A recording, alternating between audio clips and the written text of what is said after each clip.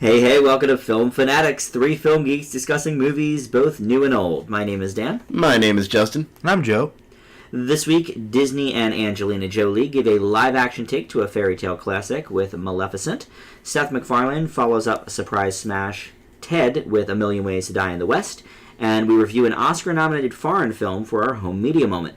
We also have our triple feature of older movies, including new classic Moonrise Kingdom, Justin's pick for old classic Dead Man, and our Oscar A to Z continues with Almost Famous. Inspired by Dead Man, a 1995 black and white film, our top 5 this week is black and white films of modern cinema, in this case, 1970 and forward.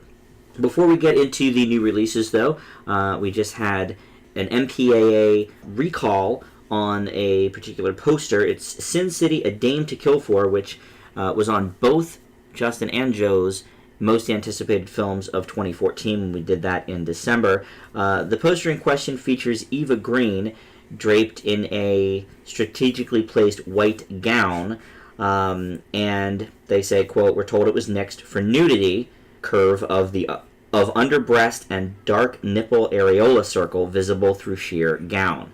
I'm looking at the poster right now. You can definitely see some racy things. So the MPAA has decided that poster will not be sent out for Dimension Films. So, Justin, you're the one who brought it to us, so let's hear from you first. Like you, I do see it. Having worked at a cinema, I've seen far worse posters, far more risque posters for that matter. But I understand why they wanted to recall this, and we've recalled ones like this for different reasons, some because they're graphic, some because they contain nudity. And what I think is really interesting about this, though, is that you could almost argue that they're using the fact that it's so controversial as a ploy to market the movie in a kind of strange way. Because this has been circulating all over the net in terms of like movie news. And a lot of people are sort of the mindset of, yeah, we see it, no, we don't particularly care, because let's face it, nobody in their right mind is going to take a 6-year-old to Sin City.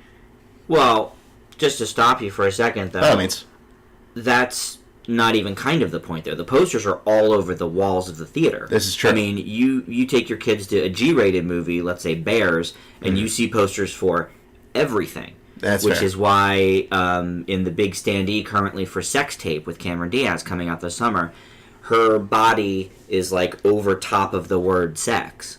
So you but can't it's even still there, really so I'd argue it's still there, but a kid that can't read isn't going to get it. Doesn't know what it says anyway. You don't have to read to see a nipple. That's fair. You know? But continue. I still feel like a lot of people are sort of the mindset like, yes, this is risque, no, we don't particularly care. But yes, I do understand why theater owners don't want this out in public. And it's for a good reason. I can sort of back it up to some extent, but I also understand why the filmmakers chose to release this poster. Sin City is a very racy, I feel like risque is not the right word, but sort of a racy atmosphere. So, I mean, I see where they're trying to get this, but I feel like there's also a limit to that as well. And some boundaries can only be crossed so far. Okay. Joe, what do you think? I guess they just shouldn't have any characters with guns in the poster either. Okay. You know, so you're of the stance that it's only a movie fine. that's like, I will admit I can understand why some people might get offended. Sure, you're recalling the poster, but I think it's blowing it a little out of proportion. I mean, it's not like she's completely bare-breasted. It's not like it's something that's easily, clearly exposed. I mean, sure, if you stare at it long enough, okay, I guess you can kind of see it. But honestly, just glancing at it, I don't think you're going to immediately see nipple, personally. Okay. It's darkened, I think, for a reason. I'm just saying, I think it's a little bit exaggerated. I think, admittedly, you didn't necessarily have to show that particular line of cleavage, but I mean, a sexy woman in a risque outfit, in a movie about violence and drugs and crime, you got to kind of sell the movie somehow. I mean, if they just have the word Sin City, sure, fans might come out to see it, but is anybody else who didn't see the original movie going to? I mean, there's a way to market it. I think you're trying to sell the point of the film, and I'm just saying, if they wanted to be more risque, they could have, pushed something much worse. Well, you make a good point. I mean, certainly there's posters aplenty with guns on them and violent scenes. Or even people with less clothing. More suggestive. I think I've seen more suggestive stuff. Maybe, but I mean, this is pretty risque. And I sort of agree with Justin that it seems like... I mean, there's no way Dimension Films saw that and would think that it could be released in any sort of mainstream theater. So I think that it is more of a marketing tactic to say, okay, this is the quote-unquote poster we want to release, when it really isn't. They knew that, A, because of the news, people would look up the poster online anyway, so they'd see the poster regardless, get the free advertising in the news items, and then, sort of get the word spreading, like you say, for people that maybe aren't that familiar with Sin City, or maybe wouldn't have checked out the movie if they hadn't seen something like the poster. Now they'll be more inclined to see it because they know that Eva Green's going to be in it, and partially she's clad. A stunning woman. I mean, we saw her and in she is, 300 Rise of an Empire. That she's the Dame to kill for. And she is the Dame to kill for, question. In the movie, so... Right. I mean, that's, very possible. Let me ask you something, though, Dan. Obviously, with this day and age, we have really, really good image editing software. If they could easily Photoshop this just a smidge, I do think it could still get out there. Yeah, I mean, they could Photoshop a very thin bra on her that just covers the nipples. I think that probably would be approved. I just don't think they should recall a perfectly good poster. I mean, you could easily adjust it, Yeah. like you said. I mean, I do think that, yes, it is risque, and I do agree with you on that, Dan. Yeah. But I do think it is salvageable. Yeah, but they would have to change it. They can't release that poster in theaters, and they knew it. I mean, they could release it to art houses that play, foreign movies and R-rated movies and NC-17 movies. Sure. Because kids typically don't go there. Yeah. But, at a theater that's showing Alexander and the Horrible, No Good, Very Bad Day, I don't think, parents Not a are going to wise want choice. their children seeing that. I mean, I think theaters would get complaints about it. Once again, violence is great, sex is terrible. I don't know. I mean, I'm just saying, if you don't want to see the nipple and we can't see any explosions, guns, blood, or anything on any posters, then. I mean, also think back to 2011, No Strings Attached was out, and that poster directly shows a pretty kind of risque look at Natalie Portman. Yeah, but she had underwear on, or maybe short shorts. I don't remember that much, but I think it was underwear. She had something on. I mean, there was no nudity other than the backs of her legs. I mean, that's not that risque. Unless it's 1880. But look at the poster for Kick-Ass. They had to... Now, I forget what they did for Kick-Ass 2, to be honest, but I remember the first one, they covered up the S's in ass. The second one, they may have released it. I think they got away with the S's. But again, that's 3-4 year difference, and obviously attitudes are always changing. In 5 years from now, who knows? Maybe a poster like this is completely acceptable. Well, I don't know. It seems like they're getting away with cursing a lot in trailers now. It's kind of surprising. That is true. Red Band and whatnot. Yeah, I'm hearing the D word and not even in Red Band, in regular R-rated Green Band trailers. They're getting just away with a lot. shocked. 22 Jump Street's a good example. To offer, when you see the Green Band message now, it used to say the following trailer has been approved for all audiences. Now it says a company to approve audiences that would enjoy this movie or something along those lines. Yeah, what it says is I'm sorry. It's approved to accompany this feature. Yes. So, I mean, it's more geared towards a certain target audience and actually, being safe for everyone now, which I think is the main reason why swearing is invited in some movies that are, R-rated, and obviously family films are, I like to think, not getting as many that are of that ilk. It depends. I guess. Yeah, I was actually kind of surprised at the Maleficent trailers that they had. Yeah. A lot of them, in fact, most of them, were for violent PG-13 movies. Jupiter Ascending, Transformers. They didn't show a preview for the aforementioned Alexander and the Horrible, No Good, Very Bad Day, which I was surprised by because it's a Disney movie. And they had that trailer in Million Ways to Die in the West. So which I don't understand. I'm not sure. Comedy. I guess, yeah. I don't know how they're getting these together. Anyway, that's probably a topic for another time. Let's move on to this week's new releases, and since we were just talking about Maleficent, we're going to start with that. A huge $70 million opening weekend for this one. And if there's two old adages that come to mind immediately in Disney's new live-action version of the story of Sleeping Beauty's villain, it is, 1, there's two sides to every story, and 2, ain't no fury like a woman scorned. Angelina Jolie plays the fairy Maleficent, who does her best to protect her friends in the moors from attacks by humans. But when her wings get clipped by Stefan, played by Sharlto Copley, her former flame, and the eventual king of the nearby human kingdom, she vows revenge on him by casting a deadly spell on his newborn daughter, Aurora. The princess is then sent away to live with 3 fairies, who turn into full-grown women, but they are clueless, so Maleficent actually tries to help nurture the princess and grows attached to her. Disney's live-action branch has put a new twist on a few classic children's tales recently, and more on the way, including next year's Cinderella. And while Maleficent is nowhere near as good as Oz the Great and Powerful or as fun as Alice in Wonderland, it is a darkly engaging story, and one that Jolie attacks with everything she's got. The attempts at humor, however, rarely work, and with movies like Frozen and Noah stealing a little bit of thunder from some of the minor elements in the film, it's less original than I think it would like to be. It's also obviously watered down a bit, but since it's aiming for family audiences, I can't fault it for that one too much. Largely boosted by Jolie's performance, it is enjoyable overall, and I give Maleficent a B. Joe, what'd you think of this one? When it comes to Maleficent, I would say that the strongest element was actually Angelina Jolie. Mm-hmm. I think that she was definitely perfectly cast for the role, and I think that they definitely got her characterization down for the character Maleficent in terms of just mannerisms. I think she did a good job with that. And the look. The look was very good. That was actually the second point I have here, was actually the costume design. Nice. If I had to give this movie credit besides Angelina Jolie's performance, it'd be the costume design. The costumes look great in this film. Everything else, though. The story of the original Disney film is corrupted, I think, on a basic level. It takes away legendary villain status by essentially turning it completely on its head, making Maleficent not even just a sympathetic villain, but the straight-up hero, which, considering her iconic status as being one of the most evil Disney villains ever, it kind of bothered me on a fundamental level. So you can definitely say, though, that it's a different interpretation, so I guess that's not necessarily a bad thing, but it wasn't a version that I particularly liked. I also felt that the CGI in the film was very creepy. I didn't like what they did to the fairies, who are arguably everybody's favorite thing about Sleeping Beauty besides Maleficent, who were reduced to being bumbling side characters, and though I liked the actresses they got to portray them, their CGI forms disturbed me. I did not like that particular style, and I felt that the characters were all kind of underdeveloped for the most part, with the exception of possibly Maleficent herself. Like, for instance, the king.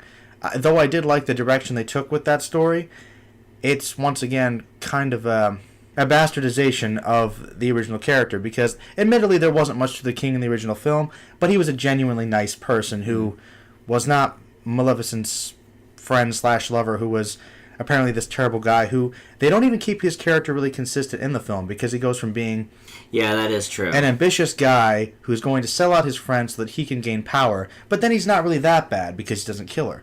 But then he wants revenge. But then he doesn't. Then he wants to care about his daughter. Then he doesn't care about his daughter. Then we're supposed to feel bad about him towards the end of the film. But no, he's the villain. You know, we're supposed to fear him and hate him. But he's not really that threatening. So that character was handled horribly.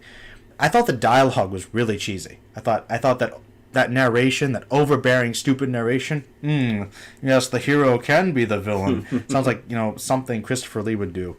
I'm sorry. It's just incredibly cheesy. And it's like, if they're trying to go for something dark and serious, which I think was their intention, that leads right into my next point. Tonal shifts. This movie's tone was all over the place. I don't think it had a clear sense of identity.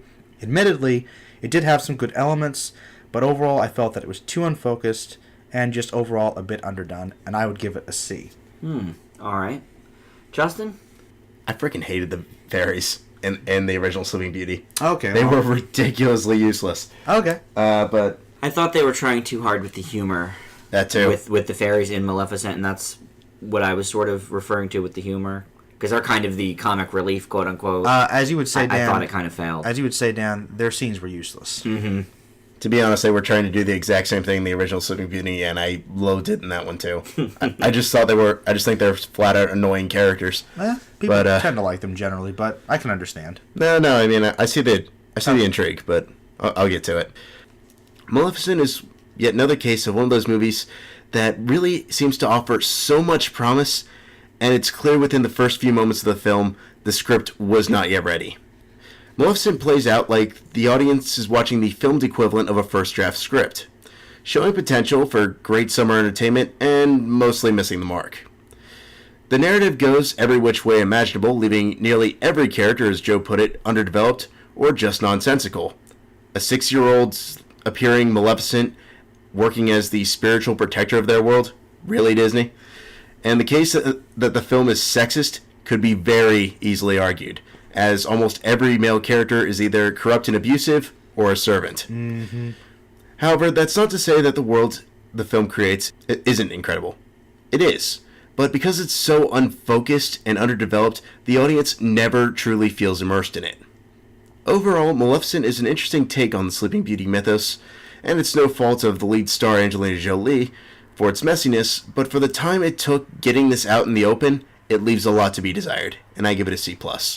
Well, I don't mind saying that I was toying with the B minus range. You guys had a couple of days to sit on this. I literally just came from this a couple hours ago with my nephew who loved it, and the audience always rubs off on you. The audience I'm with sometimes can have that effect. But, you know, the whole King thing did really bother me. The King thing was weak. Yeah, so I don't mind saying that I think probably a B minus is more That's probably closer. in line of... Hey, you know what? I'll admit, when I first saw it, I didn't think it was too bad. But as I kept thinking about it, the grade kept getting lower for me. I think the biggest thing that bothers me about the King, though, is the fact that we see him at the beginning as this kind of, like, curious kid. Maleficent is obviously drawn to him. And then we just flash forward X many years, and he's corrupt now, and we really don't see what did that, how he got that way, or anything to that degree. Once again, he's just randomly evil. Character underdeveloped. Yeah. And they kept changing how we were supposed to feel about him every other scene he was in. Mm-hmm. Another thing, the mother. She's got one scene. Kind of important. Yeah. Sleeping Beauty's mother. Oh, she's there. Oh, you know, she's just trying to help us. Seems like a decent character. Completely out of the movie. Not important. Yeah. Like it's all. They say she died, but then we never find out when, how... Or no mention. It just seems like... You're right. A little more time with her. Come on. To offer a brief counter, the mom didn't have a whole lot to do in the original Sleeping Beauty. And number two, there aren't many fairy tales I can think of where one, if not both parents, end up dying. I mean, Cinderella, both parents die. Well, that is a Disney classic. Yes. Counterpoint to that, though, Justin. By all means. This movie is trying to be hip and different, obviously. That's true, but I mean, we still live in a day and age where we still see that a lot in family films. Did you get my Noah reference? Help me out with the Moors being protected by these big, tall trees that talk in deep, booming voices, like the rock people in Noah. And I thought that was also very kind of similar. Weak recycling of the Ents from Lord of the Rings. Yeah, Oh, I was thinking more of that, actually. But yeah, I see that with the big rock people. That's what I mean. Like the movie felt like it was. I don't know how long it's been in development. At least 3 couple years. of years, yeah. Well, I actually that's a good way to equate it. I felt that the movie just looked kind of dark and murky and ugly for the most part. I just didn't like the CGI, and I thought it was reminiscent of Noah's CGI a little bit. Not that I'm saying it didn't work in Noah. Right. I thought it fit the tone of that movie well, but I felt that I know they're trying to go for something dark, but when they try to do something more bright and colorful and fantastical, it still seemed a bit off to me. I don't know. Maybe that was just the tone. Did you guys see it in 3D? I did not. I did. I didn't either.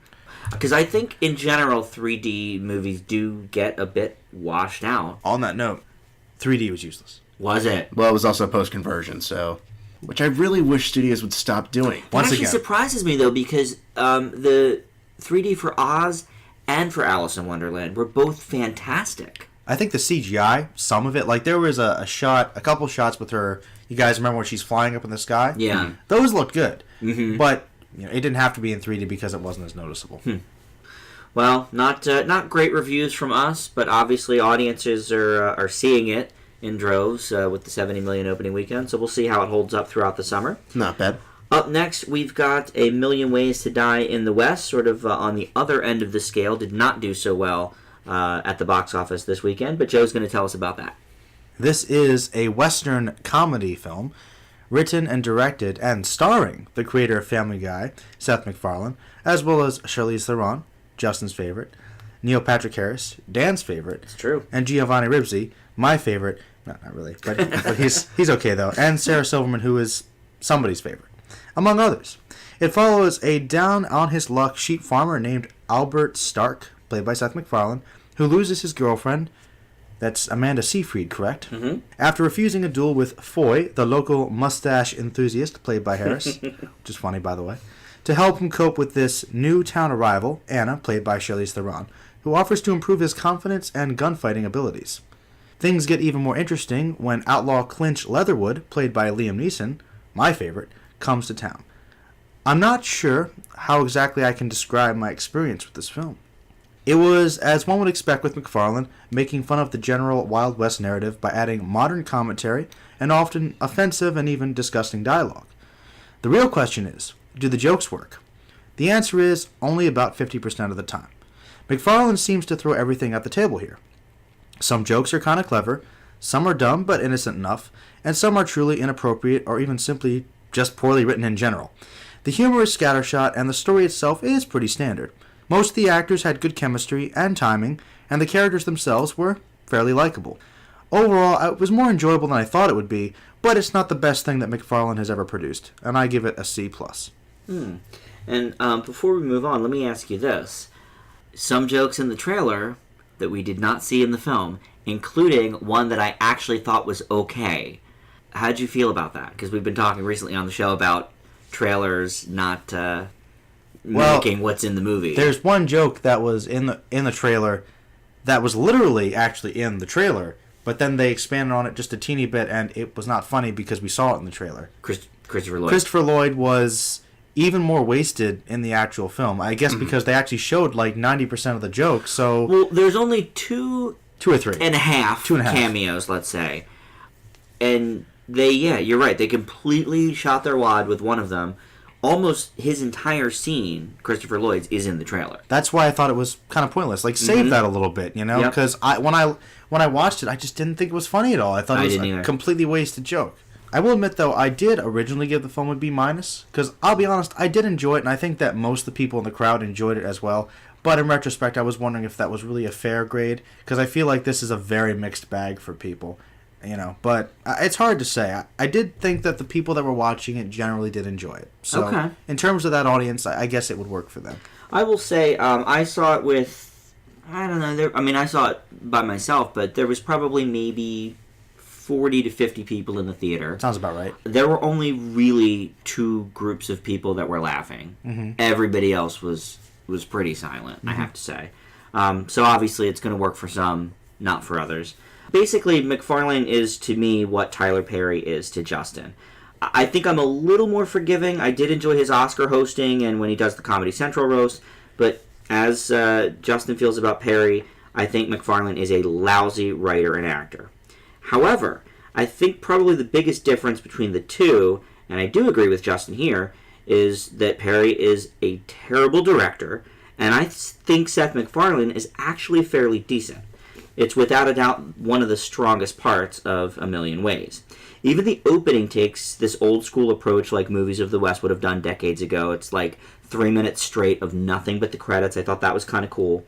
But that's really the best I can say about this film. It was wholly unfunny, with completely lazy and uninspired writing. There were a couple of jokes that I thought to myself, okay, that's clever, but only once did I ever audibly make noise of any variety of laughter. That was at a comment made by Neil Patrick Harris at one point. And actually, Harris and Sarah Silverman are the only people I found at all amusing in the movie. It did actually have a pretty good story. Joe sort of mentioned the chemistry between the actors and the storyline with Liam Neeson. I'll give it that. But obviously, the main purpose of a comedy is to make you laugh, and it fails dramatically there, so I'm going to give it a D+. Wow. Justin? There's a certain level of skill in a film being able to pull off gross-out humor for great laughs, but it's largely one that either works or it doesn't. In Seth MacFarlane's sophomore directorial effort, the result, as Joe put it, it's pretty 50-50. Neither of MacFarlane's two films have really been the epitome of great character development or narrative, but in this case, much like Neighbors, the question ultimately comes down to, is it funny? Gross-out humor can be funny, but it often works best when there's a certain subtlety to it. This is something MacFarlane has yet to master, and instead the funniest segments are with him and his naive pal played by Ribisi, offering somewhat of a witty commentary of society's perception of a glorified Wild West. That said, the film's never boring for its almost 2-hour runtime, so for that, I'll also give it a C+. Okay. Yeah, I can't say I was bored. I wasn't bored with it, but I also didn't find it at all funny. So, I don't know. It's so hard with comedies because obviously number one in a comedy is the humor. And, I mean, you guys are perfect examples of that because you said the humor worked about 50% of the time. You both gave it a C+. Kind of makes sense, regardless of everything else that's happening. And for me, it just, wasn't working. I'm not a Family Guy fan. I was underwhelmed by Ted, though I did give it a higher grade than this. Not by much, though. No, not by much. I believe I ended it on a C-, although I think I originally gave it a C. What'd you feel about Ted? You weren't grading then, obviously, but... Well, I actually did see the unrated version, so I don't know if I have the clearest experience with it. Yeah, but we both saw the theatrical. Yeah, I didn't see it. I wanted to when it came out, and I really liked the concept of Ted. I think that in terms of originality, it was better. I'd have to watch it again to really ascertain how I completely felt about it. I'd say I thought it was average. Like, once again, it's kind of similar to this, where I liked the characters and I liked the story, but I didn't really like the humor that much. So that's kind of how I feel about it. Probably about the same, maybe a little higher. To be honest, I think I enjoyed this one a little more, though. I think I found it easier to get through. Like, okay. I'm not opposed to watching it again. Like, I could neither am I. I could see it again. I could see, like, I think the things that worked, like Justin pointed out, like the commentary of like just kind of taking it out of this meta humor by analyzing the Midwest and not the Midwest, but the Wild West, and just kind of this whole glorified idea about it, and just poking fun of all the historical inaccuracies, like the one gag about people smiling in a photograph. That was cool. It was clever. Yeah, that was clever. None of the lines about it made me laugh. But the idea again, was funny. it was like a clever-ish concept. Yeah, Like, maybe not I agree. ha funny, but I think it made me smile. And I thought the same with like the mustache stuff with Neil Patrick Harris. Mustache song was good. Was that entertaining? Yeah, the mustache song was okay. Not the best Yeah, lyrics I'm with ever. Dan on that one, actually. Yeah. It wasn't too bad. It was all right. The dance was better, I think, than the song was, Well, probably. Neil Patrick Harris, of course, will make the dance better. Well, Yeah, I mean, really, if Neil Patrick Harris and Sarah Silverman weren't in this movie, I just don't know what I would have felt about it. I thought him and Ribisi had a decent chemistry, like you guys both mentioned, but I don't think anything that was said between either one of them was funny. Well, I wonder if Seth MacFarlane should try to do something that's more straight up dramatic, or at least semi-serious, because I really liked the scene with Liam Neeson when he kills the guy that he runs into on the road. I thought that scene had legitimate tension. It felt like I was watching like a decent, Western. So I thought he can carry and sell the dramatic weight and the tension in that sense. I was wondering, maybe he should just take a break from his comedy and try to do something that's a little more low-key. I don't know. I think you're right, though, Joe. He does try and throw everything... Any thing he comes up with, he throws in, and it's like... Well, if you watch Family Guy, you know that's true. Right, I don't know which if is why it's... I don't care for Family Guy. His confidence is like he wants to be offensive. That's kind of his Right. thing. He wants to push all these buttons, but I think it's like, even within an episode, sometimes it's not even as focused as you'd think that the main plot line in an episode would be. It's literally like, we're just going to throw in all these jokes that Right. aren't necessarily connected just to offend everybody. At least with South Park, it's usually one unified theme in an Right. episode. And yet, one of the best Family Guy episodes ever made, there were no cutaways. There was minimal offensive humor. It was just essentially two of the fan favorites, And Stewie and Brian, in one room for the entire episode. And we got equal healthy dose of both humor and some relatively serious concepts. Actually, that speaks to the point. I know the episode he's talking about, which a lot of people didn't like because, with the exception of some gross stuff in the beginning of the episode, it was extremely serious. And it was well done. Which is why I'm saying I think Seth MacFarlane needs to stop with the stupid comedy Right. and actually focus on something that has a little more weight to it. I think it's very easy to write dirty comedy, offensive humor. I mean, I got the feeling just from knowing Sarah Silverman's stand-up act that a lot of her lines, Seth MacFarlane didn't even write anything for her. He probably just said, say something disgusting here about you being a prostitute. Because everything that came out of her mouth is very Sarah Silverman-y. I think she's funny. And her parts in this movie, I thought, were more humorous than a lot of other parts. But not due to his writing. But I don't think he wrote any of it for her. I think he just said, listen. Ad-lib it. Yeah, ad-lib, do your thing. You're my friend, be Sarah Silverman. You know, be Sarah Silverman. And she was, which I liked. I don't know if I liked Sarah Silverman in the West as much, but everything she said was still Sarah Silverman-y, you know? So I totally see what you're saying about the maybe he needs to sort of focus a little more on some less offensive stuff. Once again, I liked the dramatic arc that Mark Wahlberg went through in Ted. I liked the... I thought that was one of the better parts of that film. Once again, more serious. Right. You know. Well, yeah, Million Ways to Die in the West. I think if you're a McFarlane fan, you'll probably love it. Yeah. You know, if not, maybe that's one to skip. All right, up next is The Railway Man, and Justin's going to tell us about that. Eric, played by Colin Firth, is a man past his prime, finally believing that he has met the perfect woman for him. Patty, played by Nicole Kidman, on the train. However, as he begins to settle down with her, memories from being a prisoner of war in World War II begin to take hold of his life as Eric slowly tracks down the man responsible for so much of his trauma in an attempt to finally let go of his personal demons. What does it mean to move past one's own history? This is the ultimate question posed throughout The Railway Man, and will likely determine one's overall viewpoint of the film. Firth does a very good job playing a man tormented from being a POW so long ago, and his journey to get the revenge he feels is rightfully due. That said, his co-stars, such as Kidman, dealing with his troubles, and Stellan Skarsgård, as his friend and fellow survivor, aren't really given much to do here. This is largely because nearly everything about the film feels kind of rushed.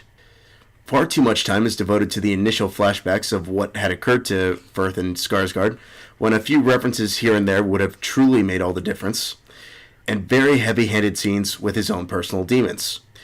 Granted, it's understandable what the film is trying to do, but more often than not, it just feels ridiculous. That said, the film does wrap everything up rather smoothly, and the answers to the above question that The Railway Man provides are interesting. Overall, The Railway Man is not anything particularly out of the ordinary, but it does have a to-be-expected good performance from Firth, and an interesting story amidst some rather nice cinematography, and I give it a B. Well, this is easily one of the most frustrating films of the year. Oh, no. It's got a lot of good ideas, and the main story with the young Eric, Jeremy Irvine, and his Japanese captors, plus the last half with the older Eric returning to the scene and having it out, is so good that this movie probably could have been an A or an A minus, and then it gets bogged down with all this completely pointless timeline back and forth. Eric's wife with her relationship issues and having these therapy type sessions with Skarsgård.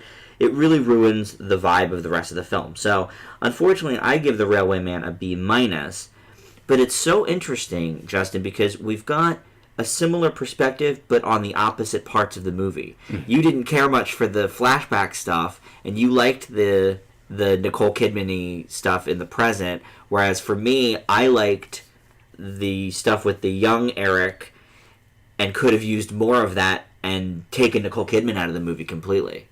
Obviously, either way you cut it, I mean, it's a movie that's sort of at odds with itself, I think. Sounds like... I mean, if there's anybody I probably would have cut out, it's Stellan Skarsgård. Yeah, he was useless too. I agree. It's like, they introduce him, he makes a kind of interesting point, he then contradicts that point, and then leaves. Well, and it's a point that Nicole Kidman could have gotten from anybody. Exactly. She could have been talking to her sister on the telephone, and her sister said, oh, well, you know, he was a prisoner of war, maybe he's having, you know... I don't think she necessarily needed to talk to him about it. Exactly. I mean, I was okay with the flashbacks. I mean, I'm not denying that it was necessary. I just felt like less could have been more in the case of this. No, I totally see where you're coming from. Yeah. Maybe I feel, because I so didn't care for the Skarsgård-Kidman portion of the movie, that every time they went from the flashback to that, I was like, oh, this again. It made me want to stay in the flashback more. Yeah. You know? But I do agree. I think it could have easily been done the way you said as well. Cut the flashbacks a bit and focus just on Kidman and Firth, and left it at that. And that would have given us so much more dynamic. Yeah. I think there were a couple different ways to go with this, and they didn't really choose either. Unfortunately, Joe missed this one, but well, I'm curious. Do you guys think it's one I should check out? Do you think I'd like it, or Knowing you, I want to hear your opinions. I'd throw it your way, yeah. yeah, I mean, you definitely think highly of most war movies. Good ones. At least, ones that are done well. And I think this one is done decently, with obviously a few things that need tweaking. All right, how old is Colin Firth's character? Because I mean, I understand war therapy, but that just sounds like more of a modernish thing. Like if this was World War II and it was in the 50s, that's not something. Well, that the would present day stuff, when it's think 60s, was 70s? maybe 20, 30 years ago. Okay, so because it is a true story. So it's not something that he dealt with immediately. It was repressed. Oh yeah, Yeah. For decades. Okay, because at least that sounds historically accurate because, like I said, the whole 50s ideal, everything's fine. Right. But all these people obviously came back with a lot of issues. The more post-traumatic stress and all that stuff is a fairly modern idea. Mm-hmm. So, okay, that's good. At least they did that. I feel like I'd probably like the flashback stuff a lot, though. Oh, yeah. Yeah, I think you might be with me, more into the flashback stuff and less into the Nicole Kidman storyline. I know. Is it possible that you might not have liked the film that much, Dan? Because I know you're not a big Nicole Kidman fan anyway. I thought of that as I was watching it, but as Justin likes to point out, I loved this movie she did a couple years ago called Rabbit Hole. Mm-hmm. It was in my top 10 of the year. Her performance in it was phenomenal. I sort of go back and forth on her. I think it depends on the project. Okay. I've always liked Colin Firth, too. I think he usually gives great performances. He's really good in this. He's kind of like, discount Kenneth Branagh. Well, and he is so good in this, and maybe that's part of the reason that Justin wanted to see more of him, the quote-unquote present-day stuff, and less of the flashbacks, because he does give a great performance, as always, like Justin said, to be expected. Well, it sounds to me like, based upon your reviews, it sounds like this could have almost been like two separate movies. Kinda, yeah. Yeah, I think it probably could have been. Or a miniseries or something. Mm-hmm. Definitely a miniseries. Yeah. But no, Joe, I do think you should check it out whenever it comes out on DVD. Oh, well, I was interested. You'll probably like it. Cool. All right, well, our final new release is our home media moment, and that is The Broken Circle Breakdown. Nominated at this year's Academy Awards for Best Foreign Film, Broken Circle is a Belgian film starring Verl Baetens as Elise, or Alabama, as she's known for about a third of the film, and Johan Heldenberg as Dieter. They are a couple who meet and fall in love, as we see in flashbacks throughout the movie, over their love of bluegrass music. And they now have to deal with the death of their 6-year-old daughter from cancer, and it tears their lives and their relationship apart. The Broken Circle Breakdown is a great look into very personal issues, and I think any couple that's been through an insanely dramatic and emotional curveball in their relationship, whether they made it through still loving each other or not, can relate to what we see on the screen. My main issue with it, and this may be a theme here this week, is that the flashbacks were too frequent. They illustrate that this volatile couple used to be madly in love, and that's fine, but we get the point after the first 2 flashbacks or so. It feels redundant to keep going back to it when the story in the present is really the story I cared about. But it's shot well, has great music, and good acting. I give it a B+. Joe, how'd you feel about this one? It's interesting you kind of bring up that point. I kind of feel the same way. Like, the center of this movie, the actual story dealing with the daughter and her sickness, is where the height of the drama in the so film is. good. Like, it's so well shot. Mm-hmm. It's well paced. The acting is great. The dialogue's realistic. And that's kind of at the heart of my review. I think that this is a really good drama. You could even say that it's solid. And it often comes from realistic characters in realistic situations. Mm-hmm. And, I mean, I can understand why at the Oscars they enjoyed this one. This is just combined with that close-cut camera work, which I think was utilized very well. And there was also great use of music, which is kind of at the heart and soul of their love and the romance of the film. And it creates this really well-paced tale with a genuine human element. And I think that's where the true power of it is. The pacing might be a bit off for some, though, and I think that might have to do a bit with the flashbacks. But I felt overall that it was tightly made, and it was truly believable. You could really get behind these people and want to see them pull through their adversity. And I would also give it a B+. The music reminded me a little bit of Llewyn Davis. A little bit. Obviously, it's not quite bluegrass in that movie, but it just... Bluegrass folk, they're like brother-sister. Yeah, they're brother-sister. And I sort of, as I was watching, it sort of felt like Llewyn Davis light or something. By the way, though, guys, that banjo like solo work, that's like some of the best banjo music I've ever heard in a soundtrack. It really was good. I like banjos in general, but just to see that utilized well, I think that's just, you don't get to see bluegrass showcased too much, I think, in the mainstream. And it can be really good quality music, and I just thought that they had some really, really good music. And I think that's probably one of the reasons I liked it. I thought the soundtrack was surprisingly good. Mm-hmm. Agreed. Justin, what'd you think? At one point in the film, the lead, played by Heldenberg, stops a bluegrass music performance with his band and starts abruptly discussing with the audience about the issues he has with various matters regarding faith. Why am I talking about a random scene to open my review of the Broken Circle Breakdown? Because this pretty much sums up the awkward tone of the film. It wants to act as both a character study between Heldenberg and Baetens, and also as somewhat of a commentary on the role of religion in society through two contrasting viewpoints, Heldenberg being an atheist and Baetens as a Christian. One of these stories works out rather well, particularly during the musical segments, as you both have mentioned, and the other is pretty hit or miss throughout the duration of the film.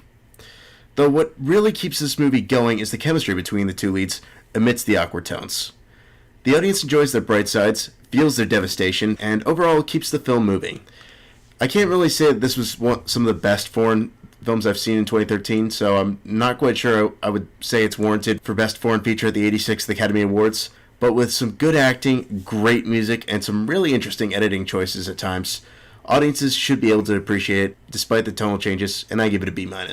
Well, either way, both you and I, Justin, saw the movie that won, The Great Beauty, and were underwhelmed by it. No, both of the HMMs that we have reviewed on this show, The Past being the first one and this one, were graded higher. Than that, yeah, for sure. Oh, they're very good. I did sort of think about the quote-unquote preachiness of the whole atheism thing and the stem cell issues that he was having. Mm-hmm. But I didn't find the movie itself preachy. I just felt like this was his character's arc. And the rant in the middle of the concert was very jarring and weird. I will admit that. But I think it was in line with his character. Yeah, it may have been cut a bit short. Like, I would have liked to see it cut a bit short, maybe. Mm-hmm. It did take up probably... Good 2-3 minutes. I was going to say about 2.5 minutes, probably. Yeah. That was an awkward scene. And that maybe... They could have gotten the point across in like a minute. If that. 45 seconds. But I do believe that, this was his character. His tone didn't change. No. I'm not saying that the characters are poorly written. Yeah. They're really good characters. I have zero issue with them. I have an issue with the director making all these allusions. Oh, look, stem cells are on TV. Oh, look, George W.'s making a the George W. stuff was a little forced. Yeah. But it didn't distract me too much. Like, I can totally see how it would have that effect. I don't know. I was so into these characters. I just didn't let it affect me. I'm kind of in the same boat. I understand like how you could be annoyed by the preachiness, but I'll be honest. I was more focused on their dilemma and their relationship. So I will admit I kind of glossed over that. I didn't notice it as much. One thing that I will give the movie a lot of credit for is they show you both sides actually fairly well. Far more than can ever be said for God's Not Dead. Do you mean of the religious portion? Yes. Okay. Yes, I'm sorry, I should have No, it's okay. I didn't know if you meant the relationship or the religious stuff. Well, Joe, and also the dialogue, you mentioned how real it is. The characters are very well written. I think that's probably the strongest element. Mm-hmm. And I think that's one reason why the Oscars, they probably nominated, because if there's one thing they typically like, it is that strong realism and the interrelations between those characters, and I think it was just brought to life very well. Yeah. And I think we've all pointed out that's probably the best part of the film. Yeah. All right, well, up next we have our top 5, and this one was inspired by Justin's pick for Old Classic, which is Dead Man, a black and white film from the 90s starring Johnny Depp. So we're taking a look at the top 5 black and white films post-1970. The modern cinema black and whites. And Justin, since this was your movie that inspired it, why don't we start with you, with 5 through 2. Alrighty. Number 5. I only put this on because I got the green light from both of you. Frank Miller's Sin City. Yeah, we should clarify that we sort of agreed that if it was like mostly in black and white, like 90%. then, then we could go with it. Yeah. Sin City just really does great stuff with its use of black and white. It really helps paint the overall world of Basin City, and I really feel like even when they do throw in a couple out of the ordinary colors like red, like yellow for obviously the finale, won't give spoilers there, but it never really detracts from it. You really wouldn't meet anyone who would say Sin City is not a black and white film. My number 4 is Christopher Nolan's Following. This was his directorial debut, and I have to say he came out swinging. This is considered to be one of the least expensive films ever made, and it's really interesting that he used all this cheap film, he relied on available light, and he really pulled off this really clever neo-noir. My number 3, we've talked on the show in season 2 before, and that is Raging Bull. Just a really great way to show the brutality that boxing can be like, and yet not detract from it at the same time. I thought they made really good use of it, and I really felt like it became an integral part of the story. My number 2 is The Artist. I knew that was coming somewhere. Yeah, figured. I mean, truth be told, I was kind of torn on this one because I feel like The Artist does so much more with sound than sight, but I feel like it really does do a really good job of not only paying homage to the silent film era, but really doing a great job of depicting the transition from silent films to talkies. And I feel like we still get a pretty good story out of it amidst to what some people consider just being a mere homage.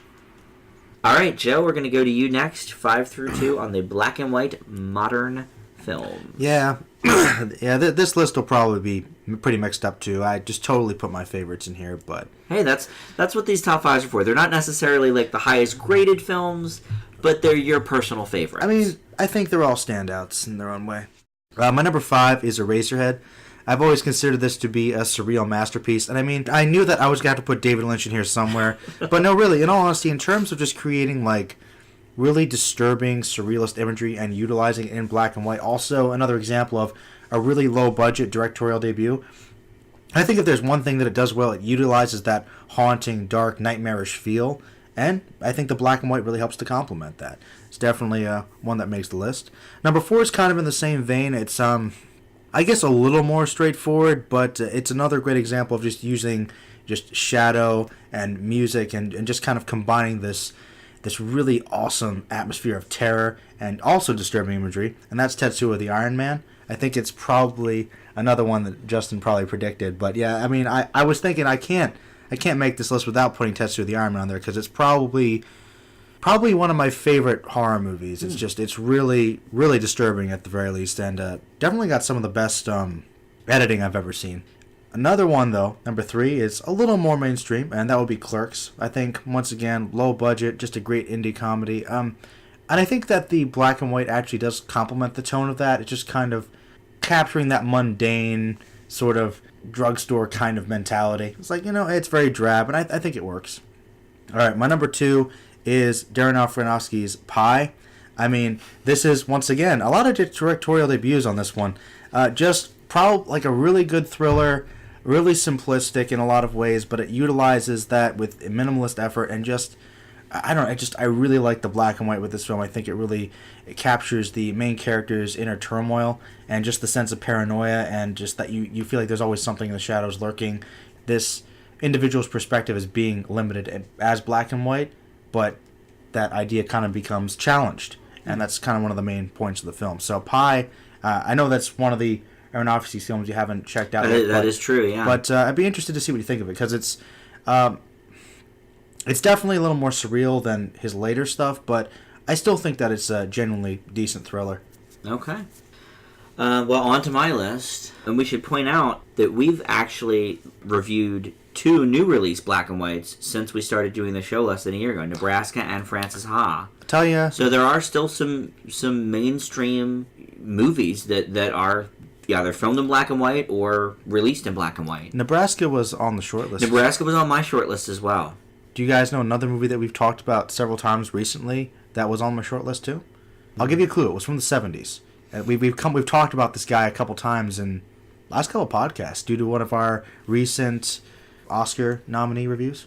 I was actually considering putting Lenny on there, actually, because... yeah, I've never seen that, but you're right. When we talked about all that jazz. That's a very, very good black and white movie. I think it was very ahead of its time in terms of content, but that was on the short list, too. So this list was actually very tough for me. It was tough for me as well. I had about 9 or 10 on there that I was whittling down. Serious contenders. All right, well, my number 5 is Young Frankenstein. Ooh. This is an absolute comedy classic, one of Mel Brooks' best. It's sort of hard to pick a favorite. I think most people of our generation would say Spaceballs.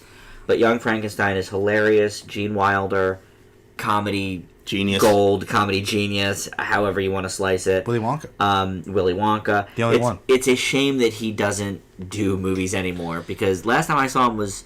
He did a few episodes of Will and Grace, maybe 7 or 8 years. I mean, that show's been off the air for a while. 7 or 8 years ago, maybe. I was under the impression that he died or something. No, he's still alive. I haven't seen him I forever. don't think he's in great health, unfortunately. Oh. But, I mean, when he was on Will and Grace, he was in good health, and he still hadn't done anything in years. So, it's a shame, because he's great. Everybody in that movie's great. Peter Boyle, Terry Garr.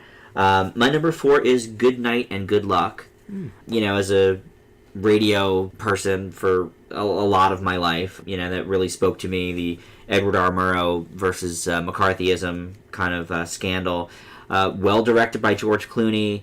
David Strathairn, great person from, what was he just recently in? Godzilla? Yep.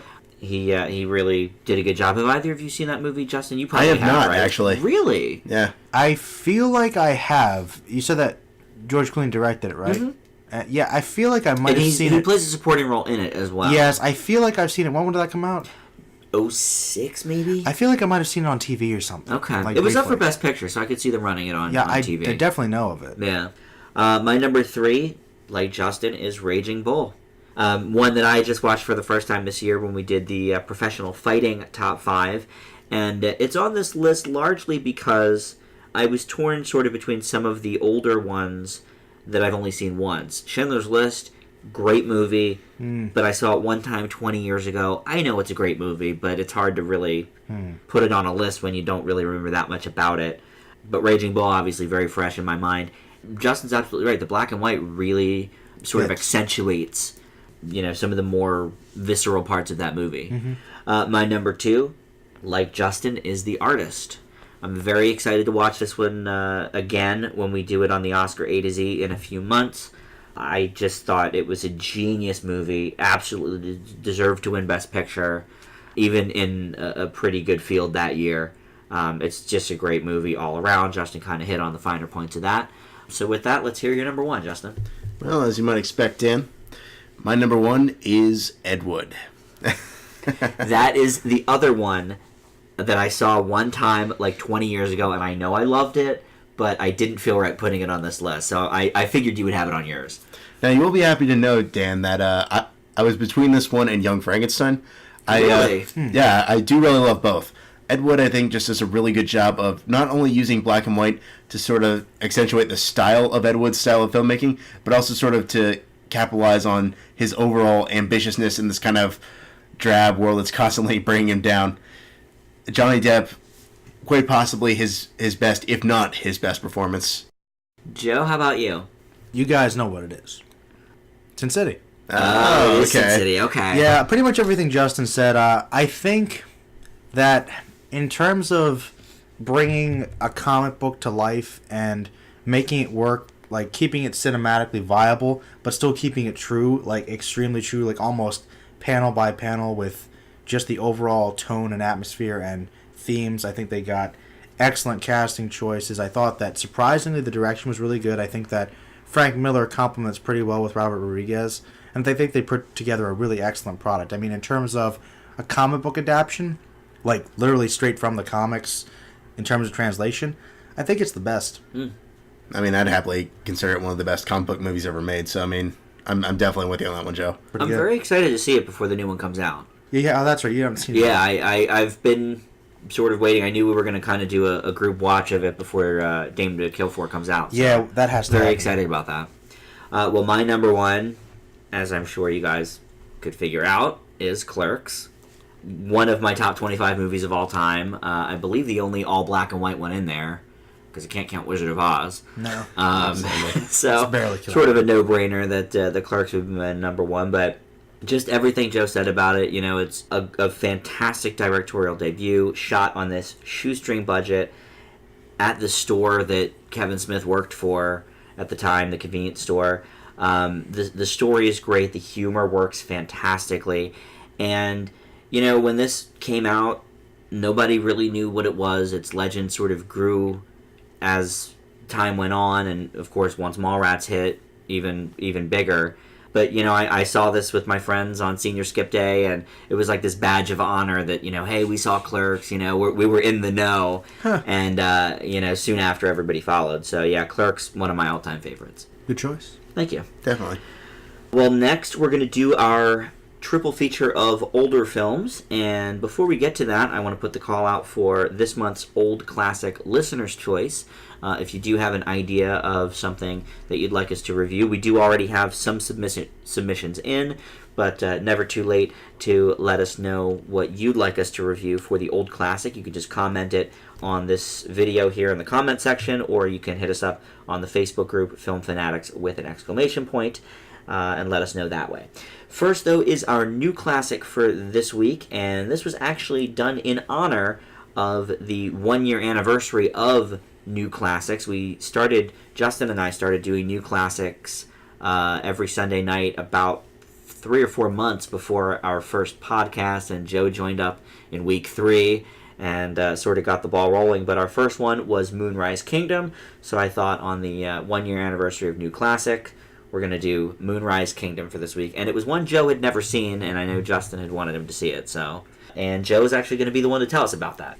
Yeah, I'm very glad you guys showed this one to me. It's one of the couple Wes Andersons I haven't seen. I'd heard a lot of good things about it. But anyway, Moonrise Kingdom is a 2012 film directed by Wes Anderson, starring Jared Gilman and Kara Hayward, among many others. Taking place in 1960s Rhode Island, young Sam, played by Gilman, is a 12-year-old orphan boy who decides to run away from his scout camp one day and meet up with Susie, played by Hayward, who also feels her family just doesn't understand her. These two misfits have their own adventure on the island, trying to escape the hardship of their own lives. I guess the harness could be symbolic for. It could be. I mean, like they're holding like, them in. And, they're just being used as horses, as cattle. Deep, man. Meanwhile, the island is turned upside down as everyone goes looking for the two children, with many of the characters coming into conflict over what should become of them. Moonrise Kingdom is easily one of Anderson's best, with amazing scores and cinematography, in addition to his typical quirky humor and atmosphere, along with great performances to bring these eccentric characters to life through the likes of Bruce Willis, Frances McDormand, Edward Norton, Bob Balaban, and many others. Even the child actors themselves manage to hold their own in a script that makes the young romance mostly work, despite some understandable awkwardness. This film is very well done, and I give it an A. Nice. Justin, let's hear from you about Moonrise Kingdom. Wes Anderson's a very acquired taste for audiences, as what may be funny for some will be overly quirky nonsense for others. But Moonrise Kingdom, I would happily argue, it's his film that has yet to be topped. This is largely due to making great use of the entire ensemble, from newcomer Gilman as the resourceful and hilariously deadpan Sam Shitikuski, to Edward Norton as Sam's scoutmaster Randy Ward, trying and failing miserably to keep hold of his scouts amidst the chaos. It could have been a simple tale of young love, which would have worked very well given Gilman's chemistry with Hayward, but thanks to some great storytelling, it becomes gradually involved in just slightly over 90 minutes. The witty writing and absolutely zany scenarios the characters find themselves in collide perfectly together, always making one wonder if our two young heroes will ever get to be together. Alongside this, however, the film manages to tackle very adult themes, such as infidelity and the possibility of mental illness, yet handling them in a way that doesn't detract from the overall tone of the film. Moonrise Kingdom is a wonderful movie filled with great characters and dialogue that truly never gets old after seeing it 4 times, and I give it an A+. And if I'm not mistaken, you're number 1 for 2012, yes? Yes, until Silver Linings Playbook came out. Well, as we discussed not long ago on this podcast, when we were reviewing the Grand Budapest Hotel, I said that Wes Anderson's peak is Moonrise Kingdom. I am unsure how he can ever top it, to be honest, unless maybe he tones down the quirkiness just a smidge. But Moonrise is one of the greatest love stories of the last decade. It rings so true, as do the personalities of both the lead characters. Newcomer Gilman is outstanding as Sam, as are all of the child actors in the film. There isn't a funnier Anderson movie out there, a better looking one, or one with a more endearing story. And Justin, you'll be happy to know that after a fourth viewing, I now give Moonrise Kingdom an A+. It is deserved. It's such a great movie. For a movie not to lose anything after 4 viewings, you know it's a classic. Absolutely. You know? Joe, I hope you get to see it again sometime. I mean, I toyed with it's an A+. so good. Did you? Yeah. I figured. That's I toyed definitely with it. seems like your style. No, I thought A+. I just felt like I wanted a little bit more, which usually means it's probably like an A+, but I need to think about it for a while. Okay. That's fine. That's totally fair. Hey, it took me a year or 2 years to think about it, I guess, Yeah. before I ended up again. But it was my very highest A when I did the top 20 that year. I think I had 4 A+, and Moonrise was number 5. Dan, would you say that it was a very high A? It was what I call a high A. Well, and the gentleman we watched it with, one of Joe's friends, that just sort of didn't know what we were running that week and just came out of the blue after it wrapped up, said it was now in his top 10 of all time. So, yeah, he really huge fan. It made a huge impression on him. He really liked it. Yeah, and I could see that it does definitely kind of speak to his personality, and his likes, and I think his general childhood. So he was a scout with me as well. So. Oh, nice. Okay. Yeah, it was actually one thing I thought was really interesting. You guys brought up that the whole like Scoutmaster Award thing being a khaki scout and not what was pretty spot on. Honestly, there are some pretty extreme scout masters, and I think that if you are a scout and you were all into it, or even if you necessarily weren't, this movie kind of is an in-joke that whoever was writing it, I guess Anderson wrote it, correct? I think it was him and Roman Coppola. Oh, Roman Coppola, that's Coppola, right. yeah. Coppola, excuse me. Whatever the case may be, there was definitely some knowledge of what being a scout was like, and that whole mentality, and some of the fun little quirks that go into the outdoorsmanship and campiness and the banter between young boys. I thought that was very, very true. I was a scout as well, and it definitely rang true. But the performances, just top notch. One of my favorite Bruce Willis performances, for sure. It's proof, once again, that Bruce Willis is, I think, more dynamic of an actor than people give him credit for. He's a good actor, and he'll take on like a lot of projects and give it his all. And this was great comedy from him, you know? It really is. Oh, yeah. All right, well, up next we do have our old classic, and that is Dead Man. And Justin's going to tell us about that one. Okay. Bill Blake, played by Johnny Depp, is an accountant heading to take up a new position for John Dickinson, played by Robert Mitchum, in the industrial, cold-hearted town of Machine. However, after accidentally killing his son in self-defense, Bill ends up on the run from Dickinson and his men with a Native American named Nobody, played by Gary Farmer, who believes Bill to be the spiritual reincarnation of the poet William Blake. Prior to running this, I prepped it for my castmates by making the statement that this was going to not only be my lowest personal grade for an OCT that I had run thus far, but also my bravest pick as well. Based on the reactions of my colleagues as we watched, I would say mission accomplished to both. The films of director Jim Jarmusch, and especially Dead Man, are never easy to watch, but I find it incredible how much they stick with me after the film ends and how much better they get on repeat viewings, particularly when one understands the symbolism. Granted, there are some aspects of Dead Man that I will always find slightly heavy-handed, such as Neil Young's improvised, composed soundtrack, but I'd be lying if I didn't find Jarmusch taking a spiritual look at the poet William Blake and incorporating some of his outlooks on life, such as his negative outlook on the industrial age, rather compelling. Alongside that, a great deal of credit to this can go to Farmer playing one of the few respected portrayals of a Native American on film as Nobody. Dead Man will not be for everyone, sort of like most of Jarmusch's films, but for those willing to look for something different and original, it's a film well worth seeking out, and I give it a B-. Well, after getting over the shock that there was a Depp movie from the 90s I never even heard of, for like 15 minutes I just couldn't believe that. Then we watched the movie. I think it's interesting. It's the first full movie I've ever seen from Jarmusch. There's actually a lot to like here, but all of it comes with caveats. Neil Young perfectly scores the film, though the solo bass gets a little repetitive. Depp and Farmer are great together, but their characters' actions start to get monotonous.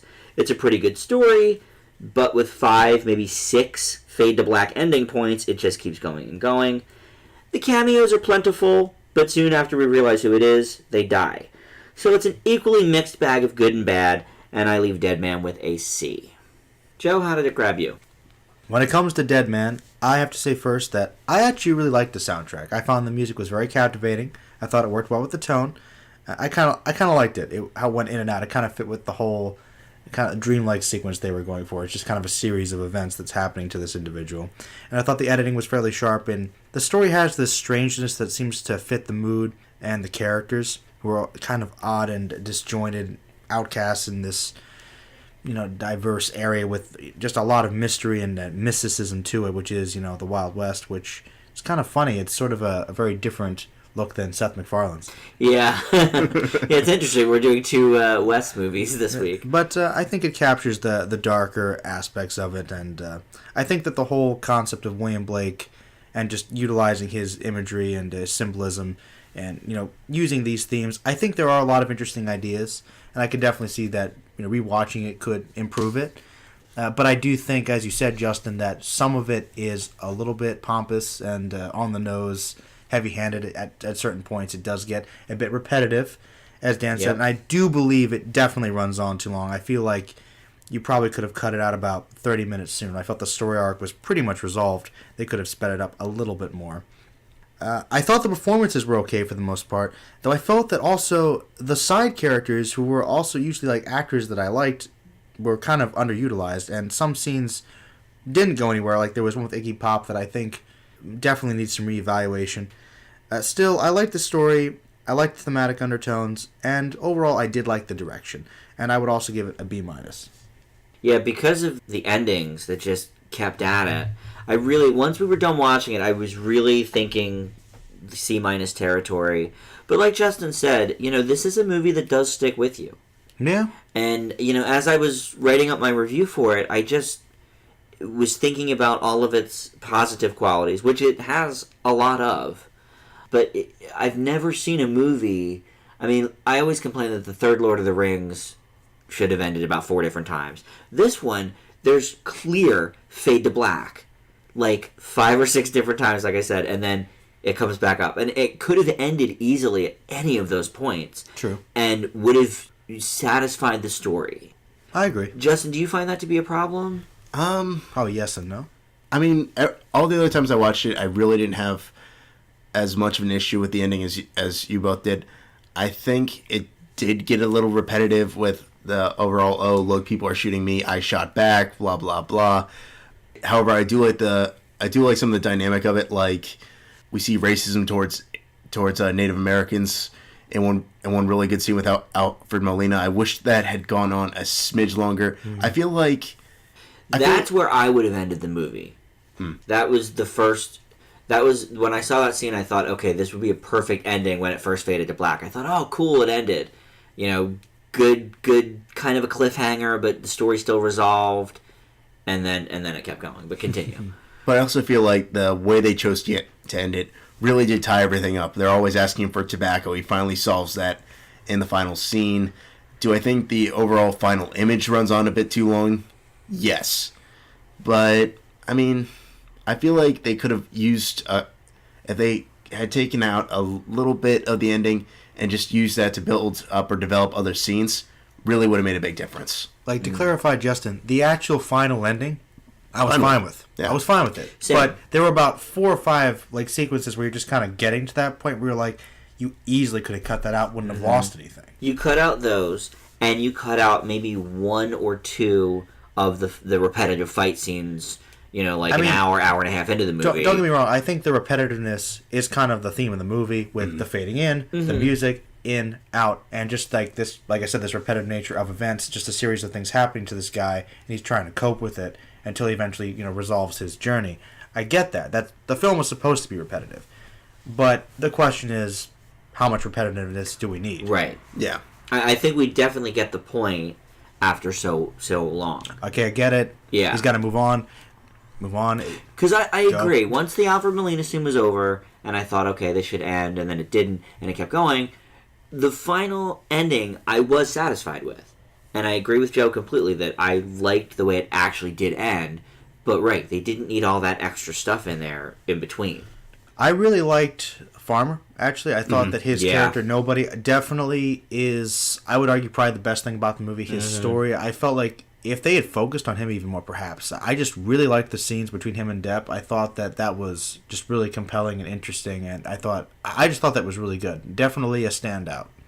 Yeah, I agree. They had great chemistry together. I don't know Gary Farmer from anything. I've never seen him in anything. Yeah. I think outside of this and Jarmusch's other film, Ghost Dog, where I believe they mentioned he has a cameo. Oh, yeah. I was about to say, I don't know if I've ever seen any of Jarmusch's other films, but I have seen Ghost Dog, and I actually really like it.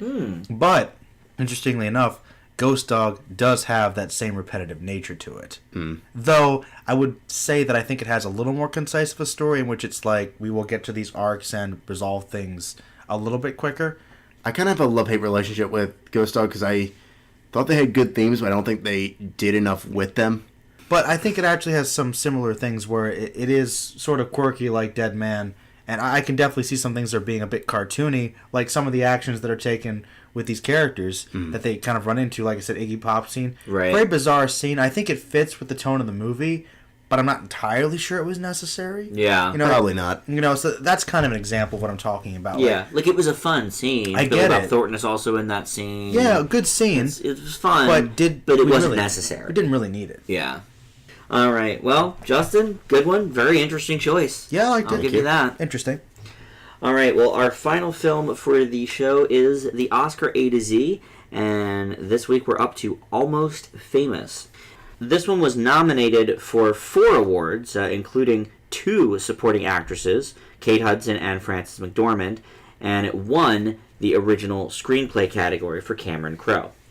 Much like another recent Oscar A to Z film, All That Jazz, Almost Famous is a semi-autobiographical film, this time of writer-director Cameron Crowe's career start as a teenage journalist who weasels his way into allowing Rolling Stone to let him tour with a rock band in the 1970s.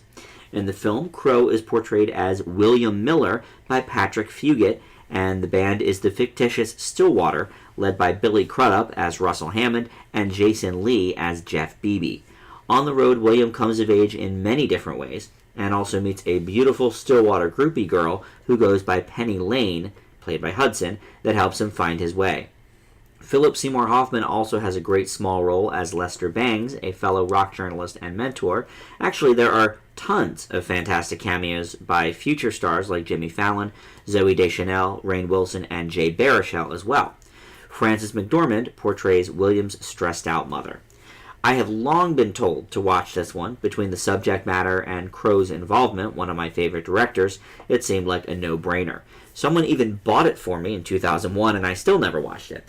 I'm not exactly sure why, but I can only point to my severe hatred of Kate Hudson, one of the worst actresses presently gracing the screen. But in any case, boy, I was missing the boat. Almost Famous is everything it was advertised as to me. Funny, moving, real, and, of course, with a great soundtrack. Everything we expect from Cameron Crowe, and then some.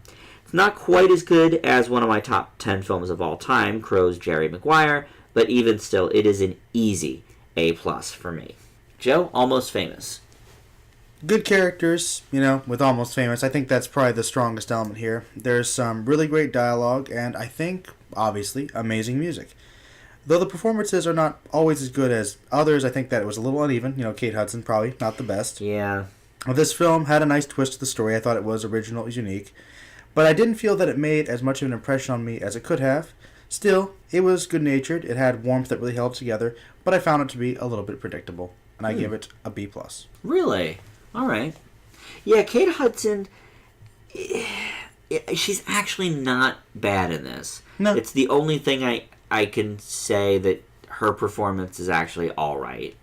She's probably the weakest of all of the actors. I mean, I mentioned some heavy hitters, Hoffman, McDormand. Mm-hmm. I am surprised that she was nominated for supporting actress. Well, but whatever. I thought she was good in it. Yeah, I mean, it would have come out before I really had a dislike for her anyway. It was before so. she was doing her repetitive stupid the romantic rom-coms. comedies. Yeah, that's true. Justin, what'd you think?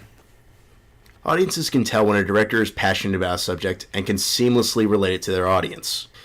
For Cameron Crowe's Almost Famous, he tackles the subject matter of music through a semi-autobiographical account, and it is every bit as crazy and wonderful as one might expect. The fictitious band Stillwater seems completely authentic, and the music scene is well paired with great actors giving life to each of their characters. However, where the film truly shines is often with the side characters, where much of the chaos takes center stage. Kate Hudson is absolutely perfect as the groupie Penny Lane, struggling between trying to have fun with the band and having actual feelings amidst the mayhem, as well as the other characters, such as Hoffman playing Lester Bangs, who acts as a sort of guide to helping him deal with the band he's following. With superb storytelling and acting, anyone can thoroughly enjoy a movie regardless of their prior knowledge on the subject matter. Music, I feel as a subject, is a universal language, and while my knowledge of its actual history may be limited, I find the story itself very relatable and investing. Almost Famous was easily one of the best films of the last decade, and I still happily give it an A+. It's funny you say that, because I was pretty harsh on you when we were watching it about your limited musical knowledge. And actually, as I was writing the review and thinking about Jerry Maguire, I sort of related it to that, and I thought, well, I don't really care about football, and that's largely the center of Jerry Maguire, so I was probably a little harsh on you, Justin, for that. I guess I was just surprised that it wouldn't make you want to delve more into this music, because some of this music is fantastic. It's pretty good. Yeah. And I agree. Yeah. So, all right. Well, that is going to do it for the show this week. Always great to end on a high note for the Oscars. Absolutely. Joe, what's new on the Merlino Boss channel? I recently did my 800 sub special, and I did another anime discussion, and I'm probably going to be doing some more character analyses in the near future. I'm also thinking about spotlighting some famous villains in fiction. Oh, cool. Mm-hmm. Maybe some sort of countdown? It might be a top 10, or it might be individual videos. I haven't quite decided yet, but something soon. Okay, nice. All right, well, that is going to do it for the show. You can always subscribe to us here on the YouTube channel. You can check us out on Facebook, Film Fanatics with an exclamation point. We post our 5-word reviews there weekly, just a day or two before the posting of the new episode. And the Twitter is @FilmFanaticsPod. We'll see you next week. Thanks for listening. Bye!